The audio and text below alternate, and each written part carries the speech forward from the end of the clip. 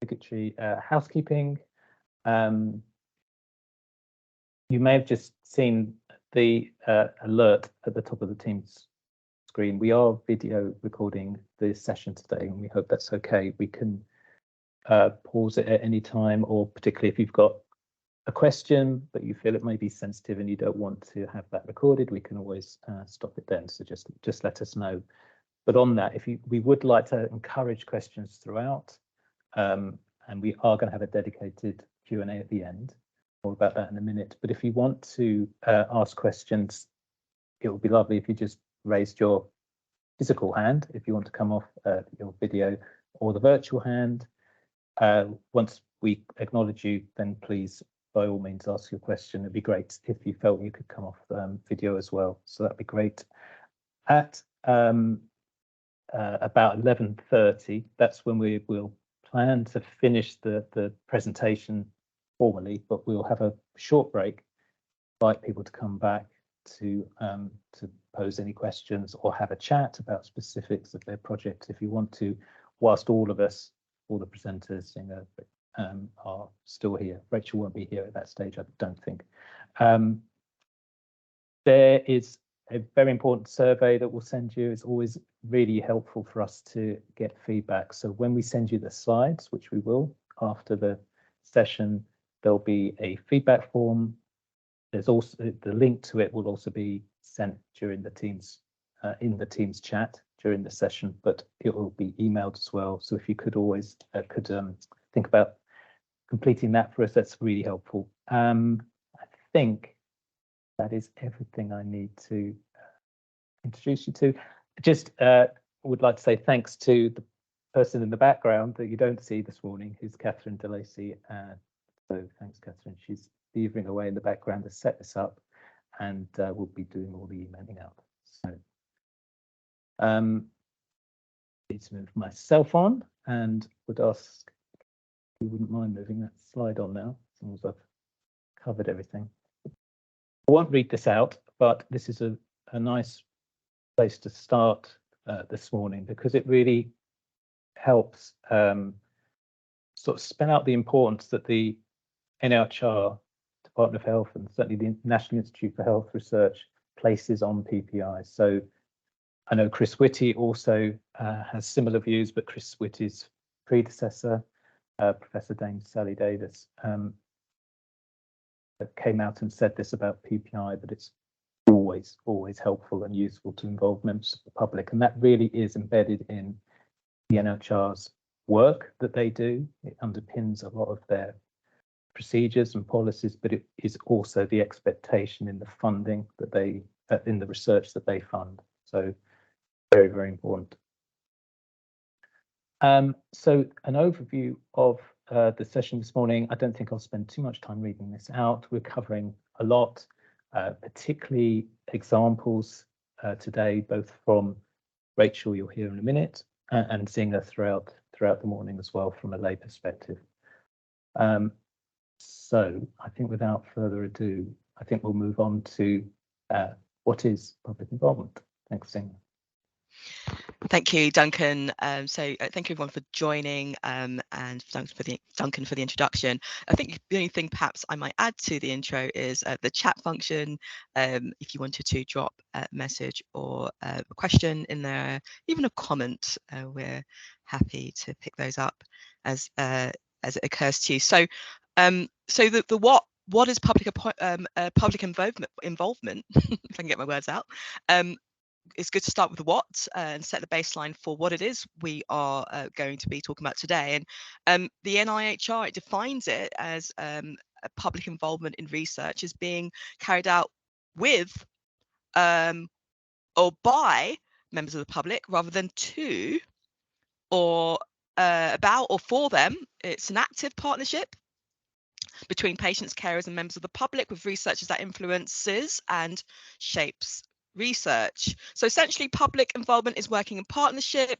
It's a consultation, it's collaboration, it's where we, the public, have some degree of control and influence.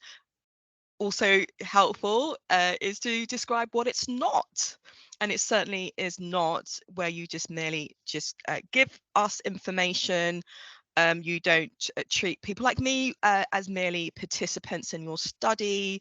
It's not just statistical. I'm not just a questionnaire person that fills out your surveys or whatever. So it's a sense of recognition that I'm able to add value to your research, that almost like recognizing some expertise I may be able to bring.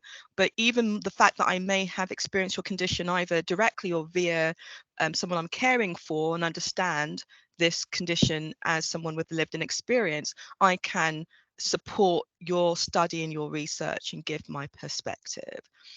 So it's all about not just merely sort of wagging the finger and telling me what I want to know, believe, or understand, but it's actually consulting with me and recognizing there's something that we can both mutually there's a mutual benefit to our exchange.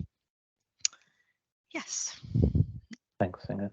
I think that's a really helpful place to start, and I think if I could reiterate the importance of seeing that distinction between involving members in a PPI role is very different to your contact or your interaction with members of the public as a research participant. They're very, very different, very distinct in the eyes of the NHR and other funders as well, but particularly we're focusing on the NHR sort of view this morning.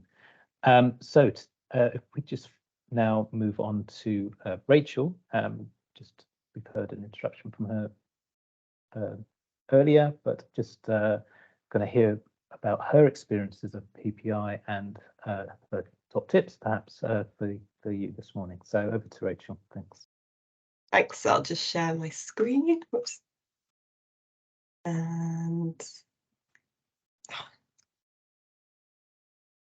can everybody see that? Yeah, brilliant. So thanks everyone for coming along today. So I'm just going to talk, as Duncan said, a little bit about some projects in which I've used PPI to different levels, and I'll kind of give a few examples, and then some of my kind of top tips for PPI, which are sort of accumulated over the years from things that have gone really well and some mistakes I've made as well. So I'm sharing those with you in the hope that it gives you some good lessons going forward, and you can avoid some of the same pitfalls that I've come across. So to give you a little bit of an idea of some of the projects that I'm going to talk about today, I thought I'd put these on a little bit of a continuum from kind of minimal patient involvement to sort of very much a co-production approach to research, where the people we were with were the users who were the researchers themselves. So I did start with a no involvement point on the spectrum as well, but thankfully I think these days people have involvement pretty much as standard, and it's thinking about how much involvement you have rather than having none at all, which I think is a really positive move and I'm very happy about.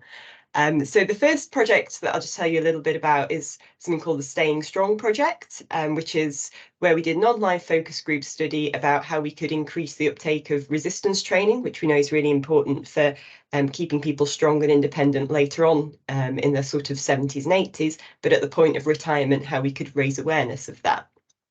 So for this one, we had PPI involvement in what might be thought of as a kind of very traditional or basic thing. So we had people looking at our information materials, our recruitment materials, reading over our initial draft of some of the findings and the themes that were coming out, and then helping us to design a video at the end. And they had some brilliant feedback throughout all of that. The second one, which is a national randomised controlled trial of a new service to support older people with mild frailty.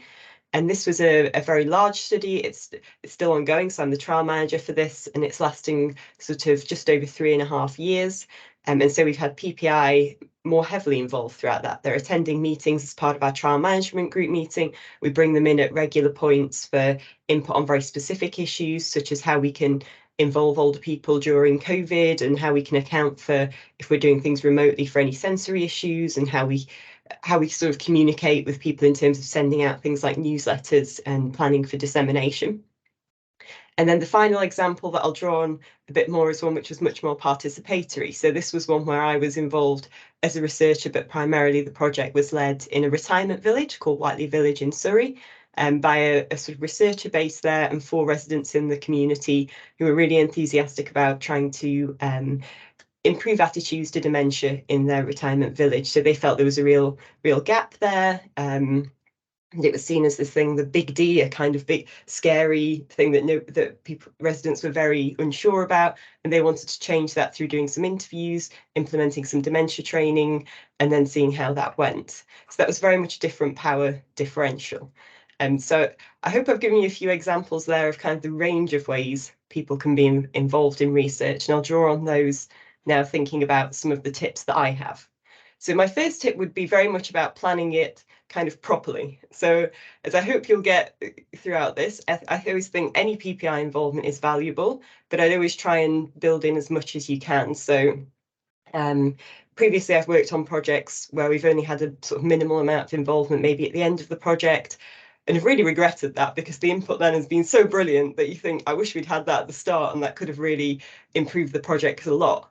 And partly I think this can sometimes occur in more cross-disciplinary research. So if you're working with people outside of the health field for who maybe PPI is not as familiar or not as useful, I would say really advocate for it, because they will recognise the value and you will recognise the value later on. And obviously this depends a little bit on the needs of the project. So for example, with the Staying Strong project, we really were keen on trying to ensure that that the video we had would really be attractive to people, would really be useful, and would be viewed a lot. So we planned for extra PPI involvement at that point because we thought this is going to be really valuable to get their feedback, and it really was. I would say as well, it often takes a bit longer than you think for good input. So I would say, because often people think, oh, that's easy enough, we'll just set a 1-hour meeting, we'll get some PPI feedback, we'll see how it goes, or we'll send them a document. But we found it very valuable to really chat to people and say, well, what's the best way that you want to be involved? And for example, some things that you think might be straightforward, like co-editing together a 1-page A4 newsletter that you're going to send to participants, which was something we did as part of the home health study, just sort of a brief update. Actually, that took 2 different sessions because the PPI members couldn't all make it at the same time, and took us sort of 2 hours to work through this together. I shared my screen, we sort of edited each and every sentence, and we came out with a really brilliant newsletter at the end that everyone agreed was great. But if you do that with all your information sheets, consent forms, everything like that, obviously that could take you weeks and weeks. So it's about thinking what's really important and how can we all sort of work on this together. So I would say definitely plan properly, and part of that is really establishing expectations up front. So the most frustrating PPI meetings I've been in are where people aren't really sure what changes they can and can't recommend, and the researchers feel like it's gone off on a complete tangent, and the PPI members feel like I've not been heard at all, though they're completely ignoring what I'm saying. And so I always think it's really important to set the sort of tone of, well, what can you change in this project? What's going to what is the kind of scope of this? What can they actually make a difference to, and what's kind of set in stone because of the funder, because of something that's already agreed, because you only have expertise in certain methods? And so it's really important to make that clear. I would say also make the time commitment and reimbursement clear. And now, one of the assumptions that I've had from the researcher side is that PPI members always want to be as involved as possible and the most involved as possible. But actually, for things like being a co-applicant or something, or being a co-author, not everybody wants to do that. So it's about agreeing those things up front. So I've had people say, oh, that seems a bit too much responsibility, and like it'd take all my time up. So I'm a little bit wary of that. Well, that's fine. But it's really important to have those conversations. Similarly, I think in the participatory research project, the residents really wanted to lead the analysis, and they did, but also described it as physically uncomfortable, exhausting, and traumatic, which is, if you've done qualitative research, you may be a bit familiar with that, but I think they definitely weren't expecting how intense it might be up front. So maybe that's probably part of the expectation setting that I should have done. So when we think about how we can establish those expectations. As I said, it's about ongoing conversations, but also about having very clear adverts or ways of recruiting people. So this just gives you an example on the right-hand side of a template that we now use in our department for sending out PPI opportunities. And this was the one from the Staying Strong project that we used.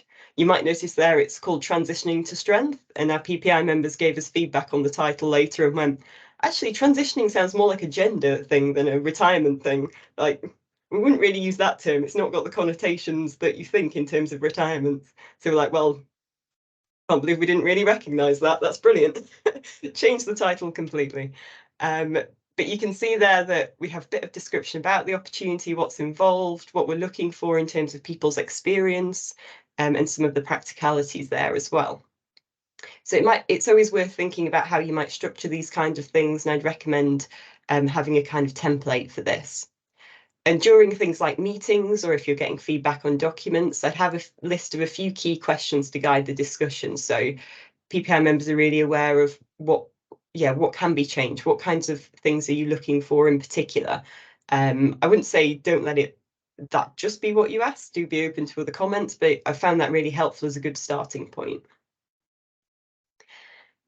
Support and training are also pretty critical for PPI members, but I personally found this difficult because you get such a range of PPI experience. Some people have been involved in research projects for years and years and so familiar with them, and some people are completely new to the world of research and are just sort of a little bit lost with a lot of the jargon.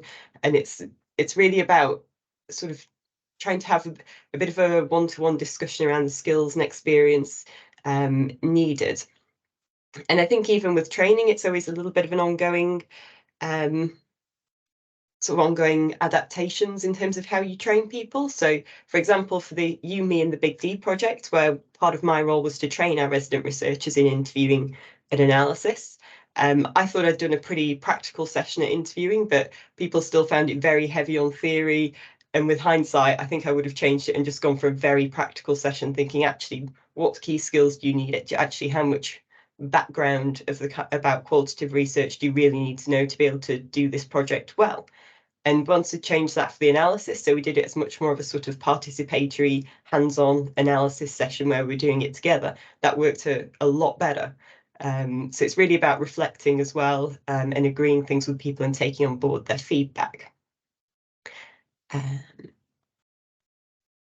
In addition to that, as you've probably guessed with some of what I've said so far, a lot of it is about relationships and about maintaining those relationships with PPI members. So to me, a lot of PPI researcher relationships are a little bit less professionalized than with some of your colleagues. And people tend to be a little bit more informal, which is quite nice.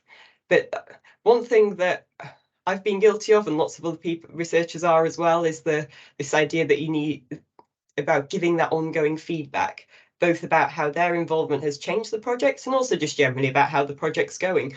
We're quite used to, as academics, I think, having these long spaces between meetings, between updates. And so, say, particularly for the home health trial there, because it's such a long project, we sort of finished recruitment in the summer of one year. And then for about 8-9 months, there wasn't really a lot going on apart from follow-up. And our PPI members were like, well, what's going on here? You haven't really told us very much. And we're just like, well, we followed up some more people, but that's it. There's not a lot happening to sort of communicate to you here, so, which I think was a little bit difficult because it had so much involvement at the start and it was all very busy. And then but we really could have communicated that a little bit better in terms of thinking about, well, how often do they want updates, meetings? Is there anything that we can be thinking about feedback on or planning ahead on? So again, it's about setting those expectations, but also just keeping regular contact and keeping in touch with people. And particularly if you're engaging with groups or communities, it's nice to kind of have a lasting impact. So I'm pleased to say that the Big D study did improve people's attitudes to dementia in the village. There was a lot more provision of dementia-related services in the retirement village, and people's attitudes did seem to be more positive, and they did want to have some more of these sort of dementia training sessions to try and improve awareness of it. But they did experience a lot of community group politics. So there was the researchers who were the residents did experience some sort of backbiting and negative culture. People were like, well, who are you to do this research? You don't have a medical background. What do you know about dementia? What do you know about this topic? So we were a little bit surprised by that, because we thought it might be quite a positive environment, but there were quite a few bits of politics that went on in there. So I think that's something to always keep in mind, as well, as is similarly the power relations between you as a researcher and the PPI members. And one of the final bits I just want to touch on is thinking about who you have as PPI. So whose voice is actually heard within the research, because I think this can be challenging, particularly if you're doing more sort of public health type research where your population can be quite broad. And actually, if you just hear one voice from a particular segment of the population, you're not necessarily, you might not capture all the views, but PPI is not necessarily representative. You're not trying to get people who are representative. It's about having at least one public voice, hopefully a few more, and just making sure that there's a range of voices within that. The only challenging thing I've ever come across, and this was only in one session, was what we sort of presented a study on sort of mental health in later life that we're thinking of applying for funding for. And experienced some quite ageist attitudes from one of the PPI members who was talking about, well, of course everyone's depressed, they're old, it's awful, it's miserable. And they were sort of, I guess maybe in their 40s or their 50s, but I found it a bit difficult to how you handle that sort of negative stereotyping. So it's that can be quite challenging, and it's worth thinking about when you're getting your PPI members on board and when you're choosing and working with PPI. There's also now often a lot of people are quite professional PPI in a sense. They've been working on loads of projects, they've done things over the years, often have very relevant input and very extensive networks. But I do sometimes worry with this that you can miss voices that are underserved as well. So to me, it's good to try and get a mix of people who are very experienced and people who are very new, and hopefully then you hear those range of voices. And just to say that if you're reaching out to underserved groups, often this requires a lot of investment and time and partnership, and just be aware of that as well. And the final thing I just want to say is that I just think PPI members can be really passionate advocates for your project and topic, and I think that's been one of the really heartening things about working with PPI is that you can become a little bit cynical as a researcher, kind of getting bogged down in the intricacies of the research or the details of the methods. And so it kind of helps you remember why you're doing it and sort of brings you back down to the important things and the sort of real life impact of what you're doing. And so certainly with the Big D project, that was amazing for kind of having that local impact. And similarly, the PPI members in our Staying Strong project were really enthusiastic about this topic. And we're like, yeah, we need to encourage people to do this more. And that can be really like the resistance training, and that can be really valuable for just helping you bring those things to life really from your research. So just to conclude, I do think PPI has such substantial value in all research, and there's lots of different ways people can be involved. And I just think about the advantages and challenges of those when you're planning it, and do manage those expectations, provide good training, and do think about how you can manage those relationships in a good way. If you've got any questions, you can ask me now, or feel free to email me at a later point. And thanks very much. Thanks, Rachel. That's great. Good summary, but great selection of experiences there. So just looking to see if anybody has got any questions at this stage. I can't see any hands raised. So if you want any questions, maybe we just thank Rachel again and continue. Rachel, I don't think you can stay to the end. Is that correct? No, I'll probably disappear now, if that's all right. Yeah, but thanks ever so much for Thanks coming. a lot. And yes, if people do want to email Rachel direct as well, that she's offered that. Great, thanks. Okay, over to Thina. Thanks. So who are patients and members of the public? So we've got an extensive selection below. It's because it's really broad sweeping, and it's pretty much anyone who is lay to the research question. So, you know, as long as you're not a medic, or you're not in part of the research team, and have that conflicts, and it's usually just people like me who have who aren't working within the medical field, maybe a patient, maybe a survivor of this particular medical condition, if it is one. It could be a carer of that particular survivor, or someone who is going through that condition at the moment. And also family members, members of the public who may have an interest in that field, community groups as well. So it could be collective groups of people. I think Rachel had been dealing with a community there in her example. And also, obviously, just the people who have the lived experience of one or more of your health conditions. And there could be currently patients, or they could have recovered. So that's the who. And we can have the next slide. And why? So why should you involve people like me, patients, and the public? So I think, as I said earlier, there's experience, knowledge that really you can't substitute. What I know intimately about what it's like to have experienced a particular condition is, for me, valuable information that could really influence your study. How I think, feel, behave, respond to different types of approaches and treatments is going to be really valuable to you. But there's also a kind of bigger reason, and it's more about the democratic principle, and that's about the NHS, the public funded organisations people would require a certain degree of transparency. They feel they're paying taxes, they're contributing to the institution, so there should be a degree of being able to participate in what's happening, or knowing or understanding what it is that you're doing. So there is that intrinsic element of parts of our citizenship, and about that accountability aspect, but also the empowerment is really important as well. I've personally benefited. I felt empowered by many of the roles I've played as a layperson, and being able to channel much of my experience, knowledge, understanding, or just perspective into developing a research paper. I felt a huge boost from that. And it's nice to feel that you're making a valuable contribution. So that sense as well that you're encouraging people to help you, and they're helping you along the way, and the support that you can give can really help people, particularly if they lack confidence as well. That could be a huge boost to them. And it could also help as you're channeling my perspective, my ideas, I'm raising issues. There's a blind spot you may have that I may be able to bring. I'm going to ask you really simple questions.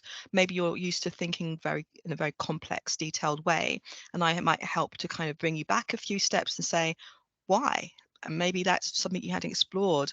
What's the purpose? What will it hurt? So questions like that, perhaps, where you hadn't really thought about, how to respond. So yeah, those are some of the key reasons for why you should involve the patient and the public. There'll be more coming out in the course of this presentation. So if we don't mind the next slide.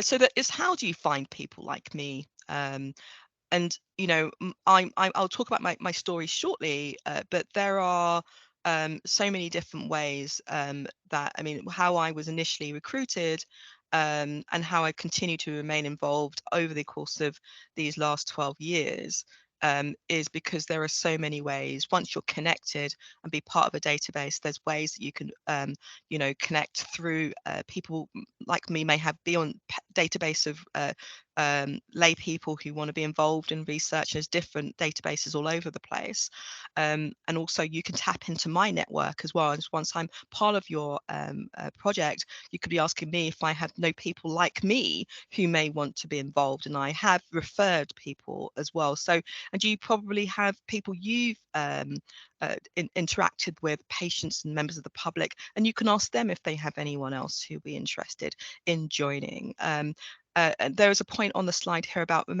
be aware of the power imbalance. I think that's a really key point, because, you know, when I first began, I was a bit overwhelmed by the fact that I'm talking to Professor this and Doctor that, you know, and people who seem to have, you know, a certain way of speaking that seems to, you know, and use a lot of medical jargon. And I felt there was a big separation in terms of status between myself and them.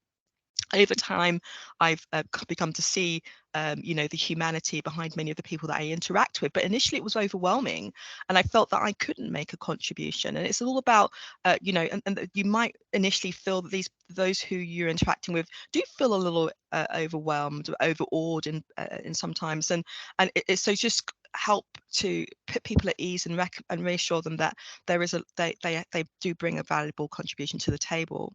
You know, you can recruit people through, you know, patient groups, charities, schools, social media, and you can publicize it in various different platforms.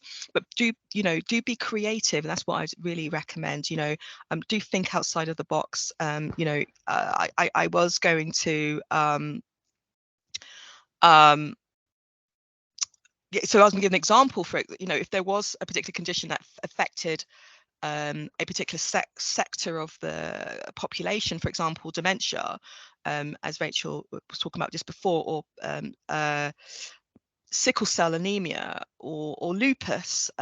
Some of us may already know what types of groups are generally impacted. You may find you get more richer response from maybe going to a particular community group that focuses on that particular sector of the community, or a mosque or a church in a particular area that may have that population that you might be trying to target.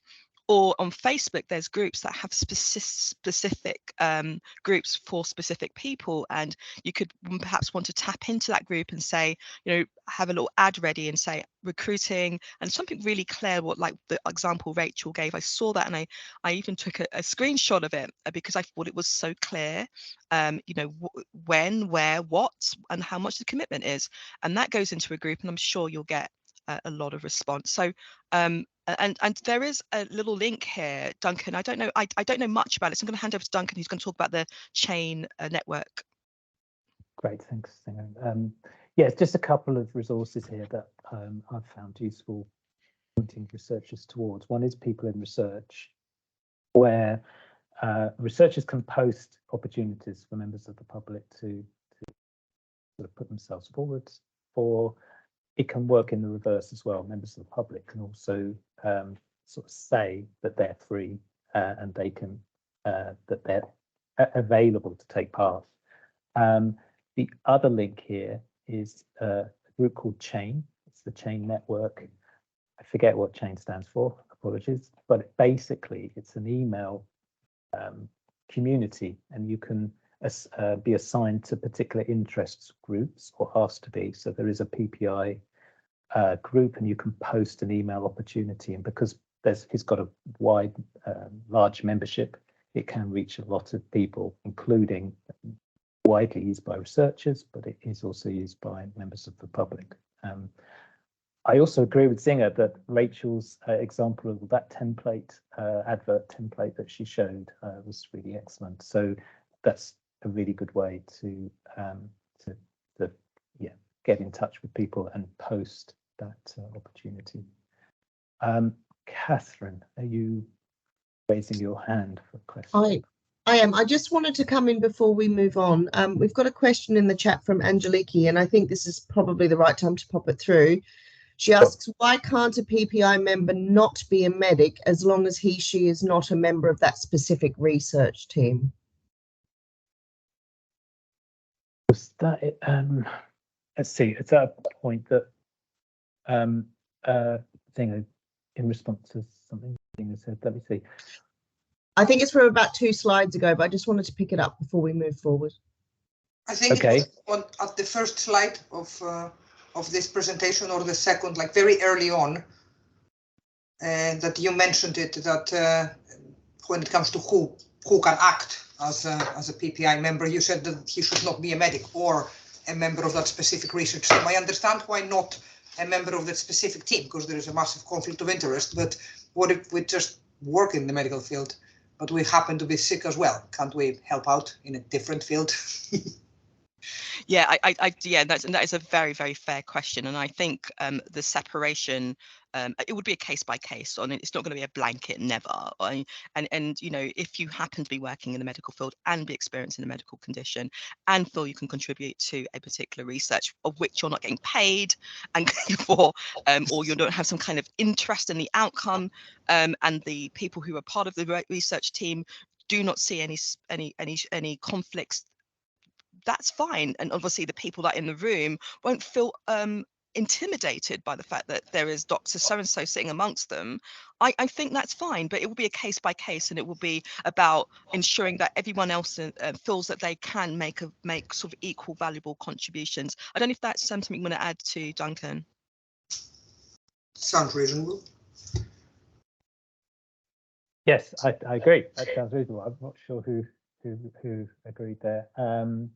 Yes, I think it would be a case by case. I've known a couple of examples where, you know, even a professor, it's not quite a medic, but it's an interesting example of a prof at one university who was actually a prof in literature, English literature, I think, but had it was a very technical study, a cancer study, and the plain English summary was so complex. It was really tricky to get it into plain English, but having this prof on board as a PPI member really helped structure and put into sort of accessible language the plain English summary. That's not quite the same question I know you're asking, Angeliki, but I think it would be a case by case, and I'm all for people with the lived experience, because we all have different hats, don't we? You know, I'm a PPI lead, and a PPI lead actually sort of give PPI input into a condition that I actually may have. I think if the opportunity arises, and going back to what Singer says on a case by case, maybe I should, you know, I could have that opportunity. I don't know if that helps, or if you want to come back. Thank you. It was a very, very good question, and thank you for the challenge. That was a very good one. So, and I think it sort of nicely sort of dovetails into, I guess, part of my story and how I got into research. You know, because you just don't know where and what opportunities may come before you, where someone like me who became a lifer in the field of research would prior to me sort of being in the situation, having the condition that I had, would have probably never considered that I could be doing what I'm doing. If someone told me at that time, this is where I'd be spending a good bulk of my adulthood, I would have thought, you know, I had never even studied that. I didn't know what that is. How can I possibly want to commit so much of my life to this? But, you know, my story really comes from a time in my, I'm now in my early 40s, but I was then in my late 20s, coming into my early 30s.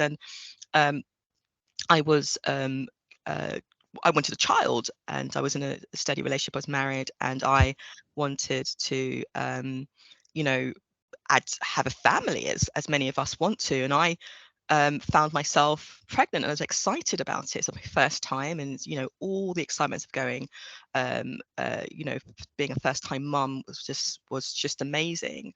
And you know, they talk about the first trimester being, you know, the scariest one. I got through that, and I was thinking, this is I'm well on my way now. So unfortunately, when I got to my second trimester, and I got to week 19, I was in a very devastating situation where I found myself going through a traumatic loss, and that really did, you know, hurt quite considerably.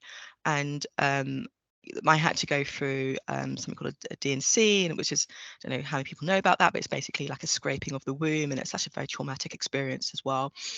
So I remember coming through that, and you know, it took me a while just to sort of recover from the bereavement. And then again, you know, one of the first things I wanted to do was try again, which did happen. And here I am, second time around, much more anxious, much more cautious, very afraid, petrified, you know, any signs of blood or anything like that. So you can imagine. And also I happened to be in a job where there was 2 other women who were pregnant at the same time, and we became this kind of pregnant people committee, and all the seat we sort of sat next to each other on the same row, and people used to say, I'm not going to sit on that row because that's where people get pregnant, and it was all sort of, you know, it was all very humorous.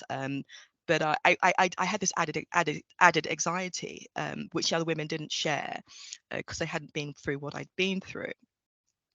So I got to that stage where I'd lost before, which was week 19, and I passed it, and I thought, yay, that's a new milestone.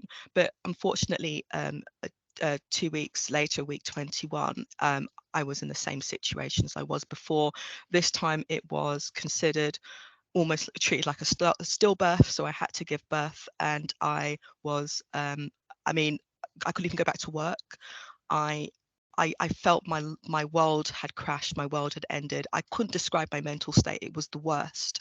I felt like there wasn't anything I could contribute to the world. But what happened in that moment was I had a shift in my perspective of how I interact with the medical field. All of a sudden, I'm a patient, I have a condition. It was considered, it was called a incompetent cervix. So it means the baby gets to a certain weight, and my cervix gives way, and then the baby comes too soon. So then I had to have a stitch for my 3rd pregnancy, and yes, there I go again. A few years later, I'm at it again, and this time I cannot describe how petrified I am. You can just probably imagine. I've already given you a picture of that. But then I'm actually in London this time. I didn't say before, I was living in Leeds. Different place to be experiencing that. London, transformational. I was in St. Thomas's. I was with one of the leading obstetricians, who was also one of the he was one of the leading academics in the field, and he took me under his wing as somebody who he really wanted to support. I did unfortunately find myself, my stitch failed, and then I was being treated once again. I'm in hospital, but this time I'm being given all manners of clinical aid and intervention, and I've been involved in research as a participant. So the stitch, I had also after that I had an abdominal stitch, which was a pioneering treatment. I had all manners of things thrown at me. Medical doctor, so the students, medical students were coming up to me asking me questions. I was fascinated. They kept on saying, after this, do you mind? Could you continue to participate in things around early birth? And that is where my heart was taken. I really did credit many of the researchers and the clinicians as being fundamental to my third time lucky, if you like. My daughter's 12 years old now. She's fit and well and happy. She was born premature, but she came through that again. She was she benefited from pioneering research. That's another field of research with early birth and premature babies. So we both are beneficiaries. So this is one of the reasons why I'm such a huge advocate, mostly within the area of early birth. I've been on so many steering groups. I have been co-applicant in studies. I spend a lot of time giving my view on English, so the English language, what was it called again? That thing, this lay summary thing, right? I think you guys know what I'm talking about. So I do a lot of that. I read it, I rewrite it. It's an example that Duncan gave before with the English professor. I've done my own version of that quite a few times, and people have thanked me. By the way, I have studied English, so I, in a very small way, can relate to that, where they're like, oh, so you really know how to make this sound really clear and structure it well. So I've just through paragraph saying, call this paragraph this instead of that, because that paragraph, the way you named it makes no sense. It doesn't make any sense to anyone. Just call it exactly what you meant on the tin. And that's just been such an easy way to get people to be interested in what you are writing about. So you know, I'm so sorry for the very traumatic story. I hope I haven't triggered anyone today, but it is quite a deep, and there are people, like I say, who have a plain English summary, thank you so much, who have, you know, because of very difficult conditions and situations, they can be one of your biggest advocates, and it's all about how you can come to me, recognize, for me to recognize that there is something I can give back from my experience. So I thank you so much, Helen. So to talk to you about the next slide, and I think that's about what is a difference, I think. Let's see what slide comes up. Yes, what is the difference between tokenistic and real public involvement? So what's the difference between tokenistic and real public involvement? So bad practice, what we say, slap on the wrist, big no-no, don't treat us like a tick box exercise. Don't be closed to our perspectives. I've been thanked many times for the very invaluable contributions that I have been able to provide. You know, Rachel mentioned this, sometimes your studies, you may only need to have meetings once a quarter, or sometimes only twice a year. That's a huge big time in between, and we're wondering what's happening. If you haven't made it clear that that's the time I'm going to go off and do A, B, and C, and then come back to you in 6 months' time, and there won't be much in the way of email, then say that. Be honest, but we are going to be wondering what's happening. You know, what you're doing with you know, with what the study, what else you've been getting on with in that time. It'd be good sometimes just to have a plan of action, a communications plan for your groups. And also having no clear rationale for public involvement plans, you know, so it seems like you've bolted it on. And I think we probably know what that looks like. We've probably done it in different facets of our lives where something's really important, you haven't put much thought in, you figure out a way to just kind of bolt it on. It's an afterthought, there's no real plan for how to incorporate. That's not the right way. What is good practice? So this is about being inclusive. I think during my story that I just shared with you guys, you know, there are some very obvious immutable characteristics that I you know, present. I'm Black, I'm female, I told you my age, like I gave you my whole life story, and at no point was that a factor to me. No point did that feel like it was a hindrance, an obstacle to my involvement. I've now later come to realize that recruiting people who look like me are very difficult, and it's something that we can if anyone had a question around that, there's some tips. There is no we can't give you a formula, but what we can say is there's ways to make it easier. And I cannot tell you how many times I've been the only Black person in the room, so many times.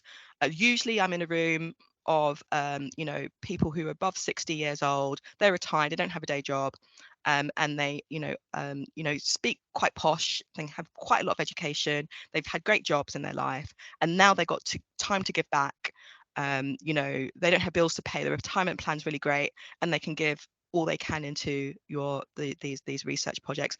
I'm juggling my daughter, I'm juggling my job, but I'm still trying to make it to the meetings, all flustered and tired, and I'm there, and sometimes like, wow, you know, it's because I really care about what you're asking me. But you know, you do need to realize that sometimes you know, it is difficult to recruit people like me, because we do have other things going on in our family dynamic and our social life, and that's something to take into account. So it is about trying to target those people who probably will be passionate and maybe have lived that condition. That's why a lot of people who probably be recruited into your study will probably have experienced whatever it is that you're studying towards. And also you know, making sure the research question reflect the needs and priorities of the public and patients and the public, you know, making sure that your methods and procedures are feasible and appropriate. We have here as also making sure information is relevant and accessible to those being recruited to the study, and identifying dissemination channels relevant to the patients and the public, and developing outputs that are acceptable to a lay audience. So there are quite a lot of things in there. I think it might take time to unpack that. But you know, the general principle is, you know, ensuring that there's an alignment between, you know, the people you're trying to attract, making sure that they there's a true plan that you have beforehand. You've put thought into your question, you put thought into that advert, make it, you know, something aligned to what Rachel did, very clear, very plain, and appropriate. And so that's probably the key principles to take away there. Can we have the next slide? And what kind of research benefits from public involvement, and sort of made two kind of different almost contrasting examples. And there's ones where in my case with what I experience is abundantly obvious, perhaps how I can contribute to that type of research. I have had the condition, I know what it feels like, I know the emotions attached to it, and I can therefore give a very detailed, you know, personal perspective on the types of approaches and trials that you might be wanting to do. You know, I've been involved in things about placenta, how to, you know, if is it appropriate to ask someone like me for my placenta to do further studies, using AI, various things. And I've given my view on how I'd feel, and I've been in rooms where there is so much contrast between the ethics of such an approach, and I've been quite open and others have been totally against it. So you can see that's very obvious, that you can see how those you can ask those questions, but also there might be less kind of clear projects. For example, if you're dealing with big data, you know, you might not think that there's ways for us to get involved. But actually, as it happens, I've been working tech for the last 15 years, and I work with people who are you know, they work in machine learning, and I understand the area of AI. I could possibly help to you know, talk about maybe the ethics behind it, you know, and who knows, you know, even some small ways statistical analysis can be made understandable, or at least in the way you present it or explain it, that we can at least get involved in that way. So don't assume that because you are in a completely really complex or high level type of research that we can't support you, because if you think about it, there's a way to involve us. Super. I'll just chip in briefly. Singer, you've covered everything there. I think it would be remiss to move on without really saying thanks to Singer for that, for talking so passionately. Your passion really comes over in everything you say there. And obviously, it's clear that the research you've been part of benefits, but we benefit too. Today's session benefits. So thanks so much. Thanks for the comments that have gone in the chat box as well. So, shall we? Okay, so the research cycle. So I hope we all here know that there is such a thing as a research cycle. If not, here it is. And it's so there is basically what we are describing through this graphic here is that, you know, there are stages of your research that you know, evolve right from trying to identify the research question all the way to, you know, the dissemination into the publications or whatever you want, channels of dissemination, and then the post evaluation as well. I mean, there's so many different stages of the research cycle, and believe it, every single one you can involve someone like me. Again, creativity is key. It might not be plain to see. It's easy to give examples to each of these. I mean, if you are exploring a research question, you know, you could get a focus group together and you'll say, I'm about to embark on this particular research question. Am I asking the right question? You know, if, say, for example, if it was in mid-trimester loss, you know, you might be asking something that pertains to that particular area of study. Someone like me would come along as part of your focus group, and you'll say, this is how this is our associated image, this is the question, this is what we want to recruit people to get involved in our research. Are we asking the right question?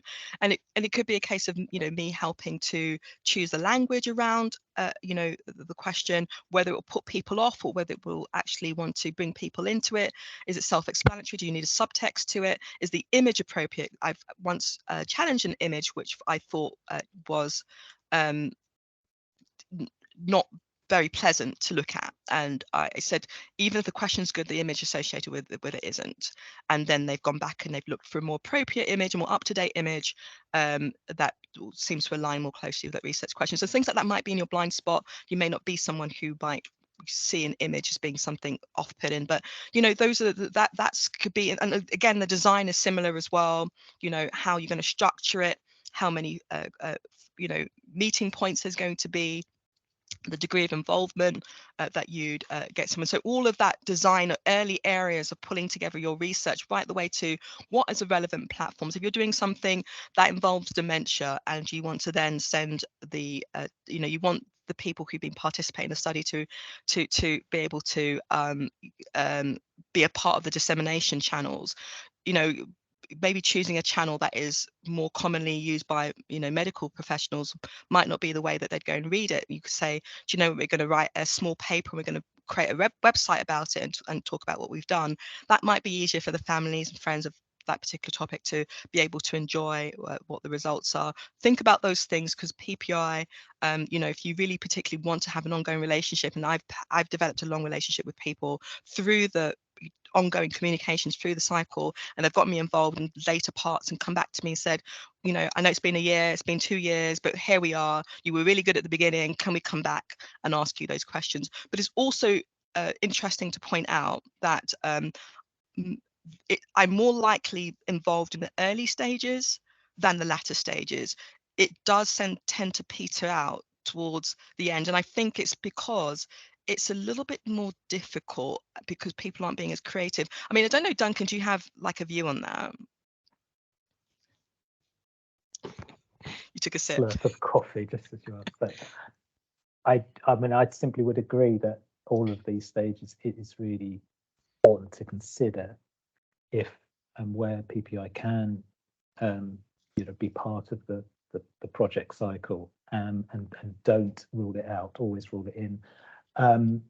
I think it might, to try and answer your question, I think it might be that there's been a lot of emphasis through services such as the NIHR Research Design Service to get researchers to think about the pre-designed PPI, the very early stages of PPI, that maybe that's been overemphasized more than later on. I mean, there is a growing emphasis on the dissemination engagement side now of engaging with the public, with communicating the results of findings, which is great. But I would agree that things like monitoring, evaluation, and even assessing the impact of the study, but also the impact of the PPI could also be considered. I wonder, we could sort of take some questions now on any aspect, but particularly on the research cycle. But whilst people maybe are thinking of a question, one that we are often asked when we put up this slide or talk about involving members of the public early on is, you know, how do we do that when actually what we're doing, when we're writing our proposal, we're costing PPI in to start, you know, in the future, but the NIHR like to see PPI in at the earlier stage. So as you're submitting your PPI, you need to talk about the PPI you have already conducted. And funding for that is not often available. It is increasingly available. So it's worth checking your own institution, whether it's a NHS trust or university. But in addition, the national network of RDSs, the Research Design Service, does have a very small pot, only up to £350, but it helps kickstart that early PPI. And this fund, the Public Involvement Fund, or PIF, we can send a link, it's in the appendices at the end of the slides that you'll be sent, has a link to those pages, and it's to help you engage, get a group together, get some early input on your question, your focus, your aims, any aspects of your proposal. Hope that helps. Was that a question that just pinged into the chat? So I'll just read this out. I think it might be a question. We are often asked to have PPI in our research and grants, but there is less of an ask to evidence that you have done the PPI you've said you would. Yes, as you said, the impact of PPI and evaluation of it is important. I think that's a really good point. Helen, thanks for that. I've noticed the NIHR increasingly asking for impact to be considered, and therefore hopefully that means evaluating the impact of the PPI you said you would do. Those plans for PPI may change, but I think you're right that often the researchers aren't asked to actually report on the fact that they've delivered the PPI they said they would, but by asking them to report on the impact it's had, and even building in a case in their dissemination plans to consider a publication around specifically the PPI that they've done in collaboration with their PPI group, should help the researchers to focus on actually implementing and then evaluating and completing the PPI they said they would do at the outset. That's what I would encourage, but it needs to be a top-down thing from the funders as well. I hope that helps. There don't seem to be any other questions appearing for at this stage for the research cycle, but as I say, we can take them ongoing. So I wonder if we should just move on. This might be me still. Anyway, yes, budget. So it leading on, I guess, from a little bit of what I mentioned about the Public Involvement Fund. So that is there for researchers in London to look at. If you're joining us from elsewhere in the country, there are RDSs nationally in each of the regions of England. So it's worth looking those up. But why do we need to do it? Well, it's about going back to the sort of power balance that can often occur when you get patients, researchers, clinicians in the room. We need to acknowledge the contribution people make and lay members make to what we're asking them to do. So that is often done as a thank you gesture, monetary or vouchers or something that does reward them for their time, as well as out-of-pocket expenses for travel, etc. So this is why something like the Public Involvement Fund is good, because it gets you not only engaging with a group, but it gets you considering all these things about how to cost, how to reimburse, how to reward, so that you can then build that experience and those ideas about how to cost and how to reimburse into your full proposal when you come to write it. Now, financial reward isn't the only reward. You can, the NHR are keen to see sort of what they call reward and recognition. So there's other forms that might be access to libraries, university libraries, or help with CVs, a reference for something. It could be other things.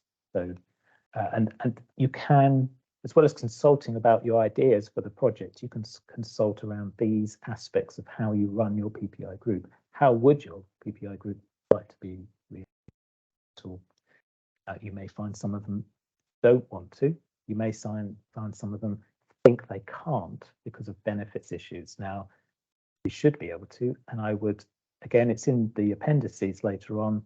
The NHR produced a very up-to-date and just updated it themselves, launched a guidance for researchers for how to cost and reimburse members of the public. There's a guide for researchers. There's also another version of the public, and they have consulted and got guidance from the HMRC embedded into that guidance as well. So it's pretty comprehensive. I think I've covered most things though. So shall we move on to how to meet with the group? So, okay, so how to meet with your public involvement group.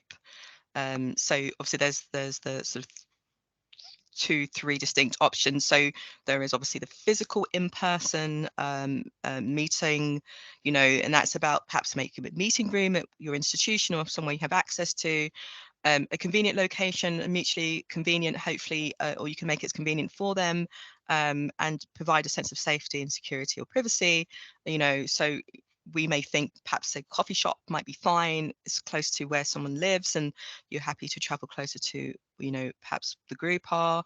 But then, you might not. That might be at the risk of safety or security.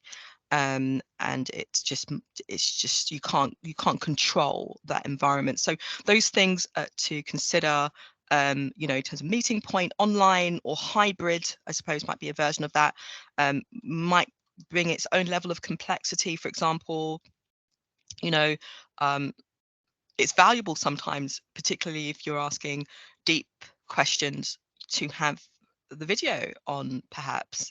That without the video on, I think, well, I certainly find it in many of the meetings that I participate in, it's so much nicer to be able to interact with people and see their faces and see their reactions, or watch them as they're able to present, so you can actually pick up on other you know, ways that they're communicating with you, be it emotions that's coming through. And plus you might lose a sense of kind of, I don't know, some affinity, some connection, if you're just talking to a blank screen. So there's that, you know, I don't think there's a substitute for in-person meetup, but, you know, if that is not convenient for somebody's maybe based in Scotland or in London, that might be the only solution for you. But it might be worth thinking about, you know, some kind of way to ensure that you get the most out of that group without making people feel under pressure. Remember, even though talking about having the videos on, some people feel safe by not having it on. They may be going through something quite critical, some treatment they're receiving. They may not be at their best. So that would be a consideration for you. And also, you know, there's the traditional telephone and email exchange obviously would have its disadvantages, given that you can't probably get the same rich response. But, you know, if that is going to suffice to a certain degree, something to consider.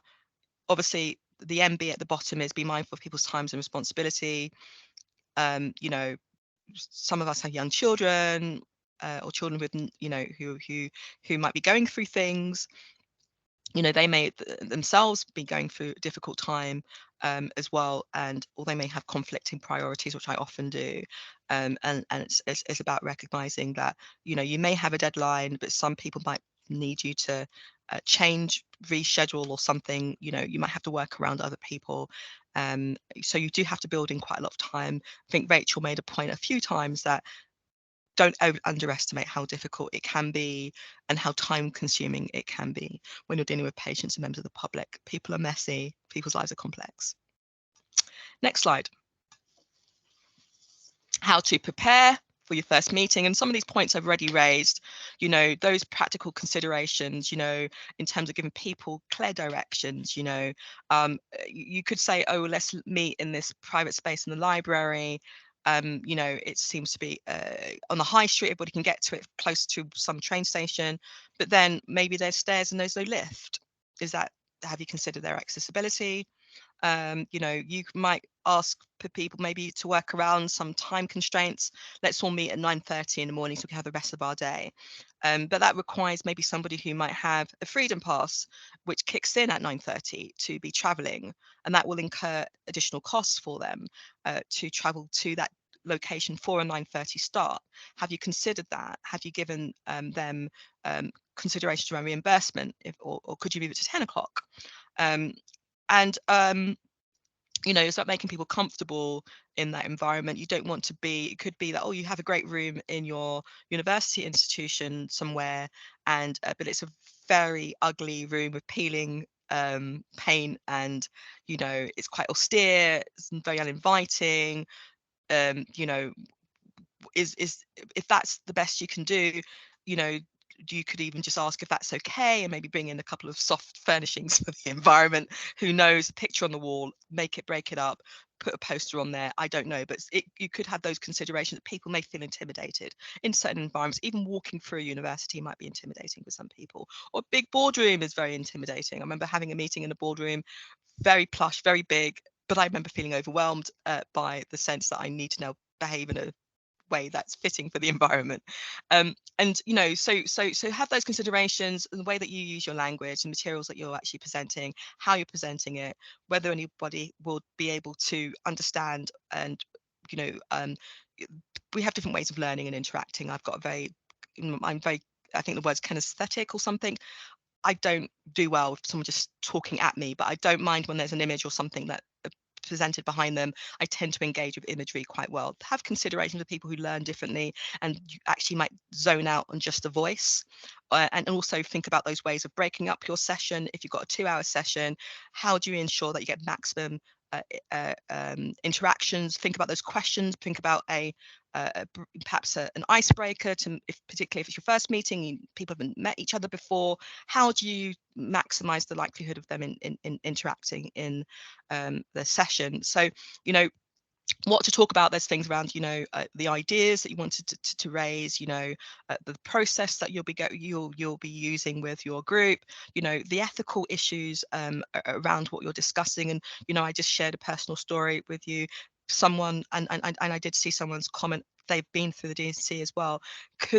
That could have been something could have triggered them in that instance. I wouldn't have known that they could have gone off crying. It's a very horrible thing to go through. And sometimes we might have, if we do know there's going to be something that might be a bit harrowing, you know, I could have probably done better today by saying, actually, I might be going into something quite personal and upsetting. You know, if anyone has any stories around early term loss and you feel you're going to be triggered, you know, you feel free to drop off and come back in 15 minutes or something like that.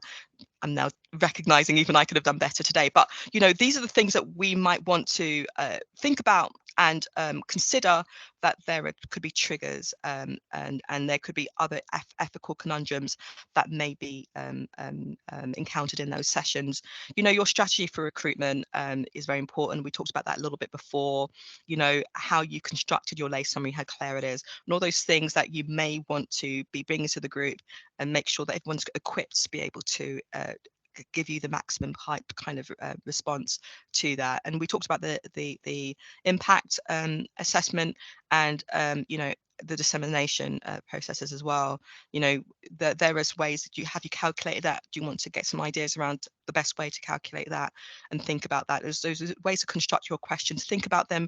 I always say plan, and it will be as much as possible plan for surprises as well. That's great, thanks. And just picking up on that ethical challenge and conundrum, it's a good word. I think you've raised a really good point about potential of triggers, but I think there's also in PPI work sometimes the dilemma that you may get a mix of patients together who have different awareness about the trajectory of their illness or disease. And it could happen that somebody learns for the first time about the potential of a, you know, a problematic trajectory for their illness from another member within that PPI group. So it's all about, you know, behaving in a sensitive, ethical way, but trying to get people together who have sort of similar knowledge and making sure that there aren't going to be some challenging surprises that then need additional support. But I think I would just also raise, because we're talking about the ethical challenges and conundrums, just in case you don't know, although we don't have a particular focus on it this morning, PPI activities and certainly PPI consultations, because they're not research, they do not require ethical approval. So the HRA, Health Research Authority, and the NHR have agreed that that is the basis. But clearly, as Zinger's pointed out, and I'm trying to highlight as well, that you need to behave in an ethical way. So happy to chat about that some more or give more input, but it's just to make you aware of that point. So some additional examples of getting your group together. I think we've probably touched on some of these before, but going back to Rachel's template that she used, you know, something like that could be put up in a. Sorry, I've just got diverted by that question from Helen, which is, what if PPI involves children? Do you consider ethical approval? If it is patient or public involvement, if it is not collecting data, if it is not treating the children as research participants, you do not require ethical approval.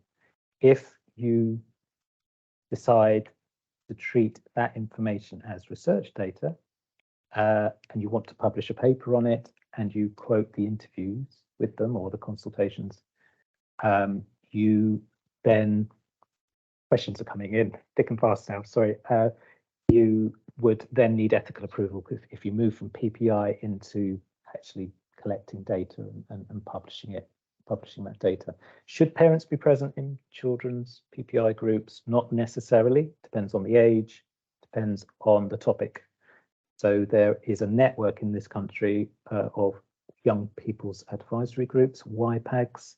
They're affiliated, most of them are affiliated to a national group that was originally set up by the NIHR at the University of Liverpool, which is known as Generation R, Generation Research. Some of them, I'm involved in one of these groups in Kent or in Sussex. Some of them, as our group does, has a parallel parent group, sorry. And a researcher, we operate like a Dragon's Den type approach. Researchers pitch ideas to a group of kids, and our group is aged 8 to 18. We have had a few topics that the parents have felt are not appropriate for their younger kids. So we've had other activities to do during these times. But we get their input, we get the parents' input, and the parents actually feed back to the researchers at a different time. So they give this sort of Dragon's Den input as well. But on the most part, well, no, I don't think we've ever had the parents in the room at the same time as the children giving feedback. So they either aren't present because the parents don't want them to be there, or they present at a different time to the parents. I may have not explained that very well, but I hope that helps. Is there anything else I need to cover in the chat? I don't think so, but please come back to me, either Helen or Angeliki, if you do discuss that more. So yes, I was thinking about that template advert that Rachel put up.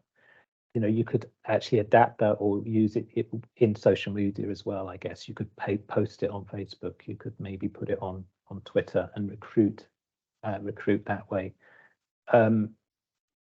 Yes, I have been aware, and the NHR is becoming increasingly aware, I think. Not that it's a major problem, but people are alerting them to the fact, researchers are alerting them to the fact of imposter PPI representatives, where people just aren't who they say they are. And I think that potentially could be more problematic within social media. So it's just to be aware of it. The NHR are seeking input from people who may have, researchers who may have experienced that. But I haven't come across it. Well, one researcher alerted me to the fact that it had happened to them once with one person. So it is worth being aware of. If you are having a physical meeting where you're inviting people to a venue, I think I mentioned all the considerations you might want to think about in where you have that meeting, but very useful to think about booking ahead transport as well, where the organisation, the trust or the university books the taxi on behalf of the individual, and you know, gets them there plus a return journey. Or another alternative is to have a petty cash ready to reimburse that member of the public as soon as they turn up to the meeting. Good practice. The use of bus passes that Singer mentioned is also really important, particularly if people can't use a bus pass between certain times. Chairing skills. So people having a PPI group need not necessarily be chaired by a professional or a researcher. It could be a task that is offered to you know, the PPI group, and if somebody or a couple of people want to co-chair it as lay people, that might work really well. But whoever does it needs to have those skills of being able to facilitate, draw in people, maybe, you know, address difficult conversations, or if they're going off tangent, whatever. And it could be a training opportunity for the PPI representatives as well.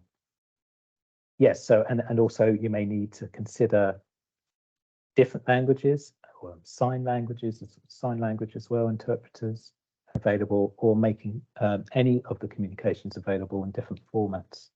Yeah. So I think I've So video consultations, online consultations have become more popular since the pandemic, and they, on the whole, they seem to work well. So do consider that as an option.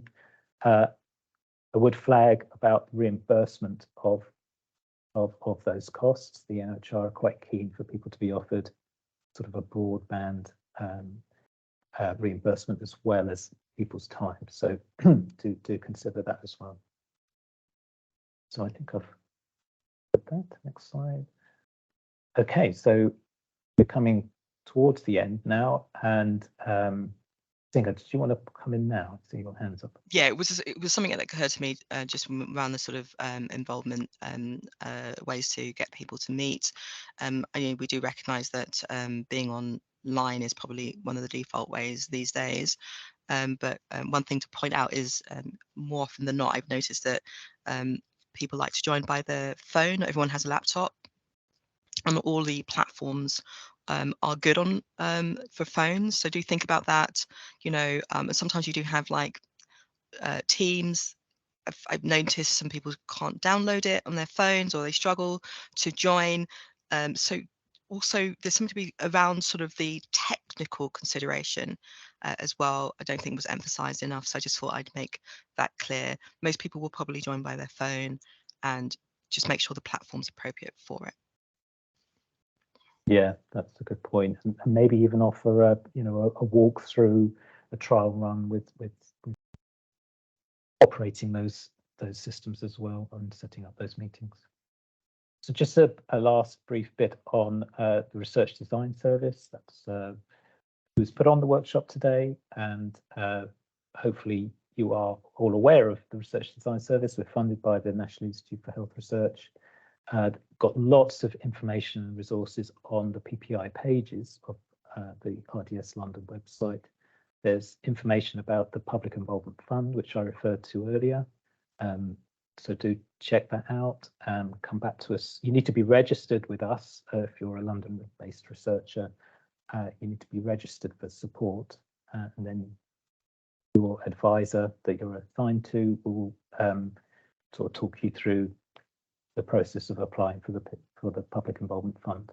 We also offer a review service, fast track review. So this is lay members that we have working for the research design service. They offer a review service to help you communicate your plain English summary sort of in a more meaningful, engaging way, and can offer alternatives to the wording. So that's a very good opportunity as well. I think I would say that I would always also encourage researchers to consider their own group who've got sort of the lived experience of the condition that you want to research, having a look at things like the plain English summary. But a group like the RDS's lay panel or any other generalist group could also provide that input into something like plain English, because a layperson's understanding of something like the plain English summary could be any member of the public at the end of the day. And then there's lots of public involvement resources which you'll see in the appendices in the slides when we send them to you, as well as contact details and dates of drop-in sessions and things like that. So I think we've now come to the end of the slide. Yes, we have. And I think we're more or less, excuse me, on time. So our plan was, excuse me, our plan was just to have a brief break now for about 5, maybe 10 minutes, and then come back and use the last 20 minutes or so to have a chat. Really, it could be really informal. We could just you could ask questions specifically on what you've heard this morning, bring up any other questions, or you could probe in a bit more detail some of the questions you have already raised, or you could bring back some specific questions relating to your projects at the moment, or wherever you're at in your project development. So if that's okay, I think we'll just have a break, as I say, briefly, I think we said about 10 minutes, if that's okay. So I've got just before past. So we come back round about just before 22. Hopefully that's okay for everybody. Hopefully you haven't all got to shoot off. Just as you're putting the kettle on, just think about what questions you want to come back with, and we'll be very pleased to hear them and try and help if we can. So see you in a few minutes, just before 22.